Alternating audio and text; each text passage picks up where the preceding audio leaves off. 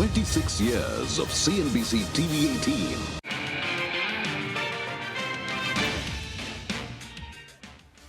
Welcome back. It is the season of primary issues, and this one comes in from the consumer durables, consumer use case space. It is that of a mattress, furniture and furnishings company, Wakefit Innovations. Chaitanya Ramalingegowda, who's the promoter, executive director of the company, joins in.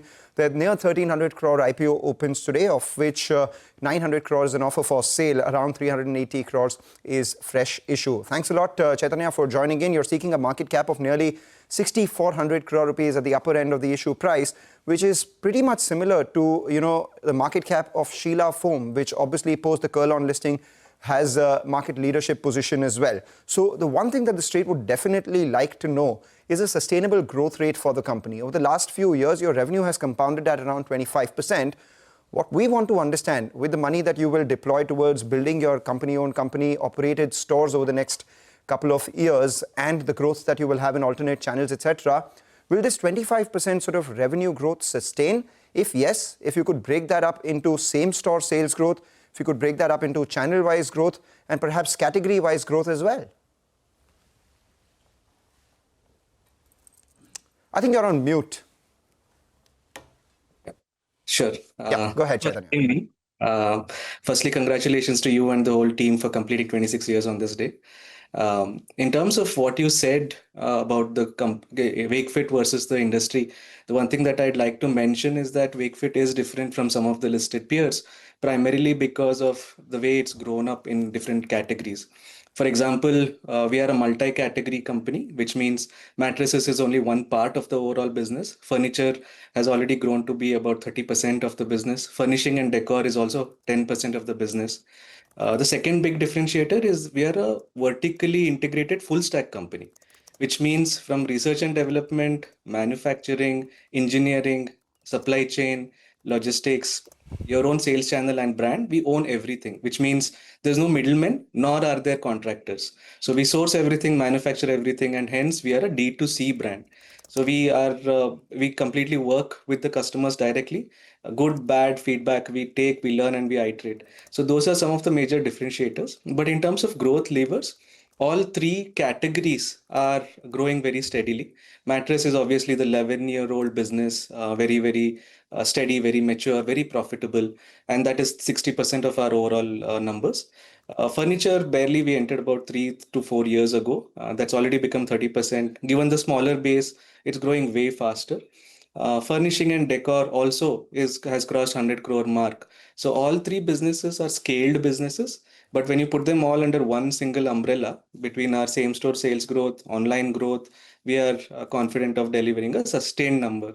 In our industry, unlike a tech company, we're a tech-enabled real business with physical products, 5 factories. Got it. Right. All right. Hi, Chaitanya. Good morning. Good to see you again. And hopefully 26 years later, your company is one of the top companies getting into the top indices as well. We wish you all the best on that front. But give us some more detail in terms of growth. As my colleague Mangalam asked, you can continue at this momentum. That would be mid-20s in terms of a percentage growth. And also, since you're both furniture as well as mattresses, what will an ideal mix look like? And what is the margin difference? So in terms of growth rate, obviously, I cannot comment on a specific number, but yeah. You can tell us whether the growth will continue at the similar momentum. That's par for the course. Regulators are okay with that. Correct. You are absolutely right. Because we are not a tech company, we are a tech-enabled business.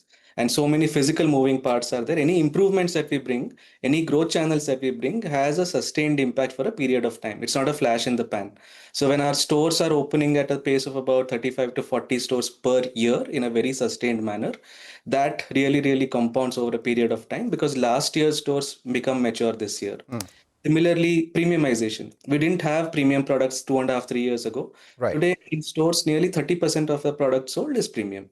So those are the kind of secular trends that Wakefit is, which gives us confidence that we can continue to keep the momentum. All right. So revenue momentum continues. Just a final one before we let you go, because you're in the stock market now, the street will look at your margins and your earnings a lot more closely as well. And surprisingly, 1 half before your IPO, the EBITDA margins have jumped from what, 4.6% in FY25 to 11.9% in the first half of this year itself.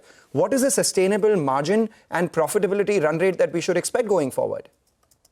We believe that there's a lot of juice left in the business, primarily because we are relatively new in one of the major categories, which is furniture. It's also profitable, but we believe the headroom there is much, much more, especially because it's a greenfield project. It's one of India's largest furniture factories. It's in Hosur, 50 kilometers from where I'm sitting. And that the ability to sweat that asset as the demand goes up, ability to sweat our warehouses and logistics as the demand goes up, there's a lot of headroom there in terms of margin improvement. And just to give you a sense, in the first 6 to 7 years of our existence, we were profitable. We went into the red only because of the greenfield project, and now we are back in profitability. All right, Chaitanya, thank you so much for that. The street would take note of this on issue opening date. But mind you, both Nigel and I will be speaking to you on the listing day as well. And that time we'll press you a little more for questions and numbers. By then you will be able to answer a little more as well, and you'll be out of the regulatory lens. With that.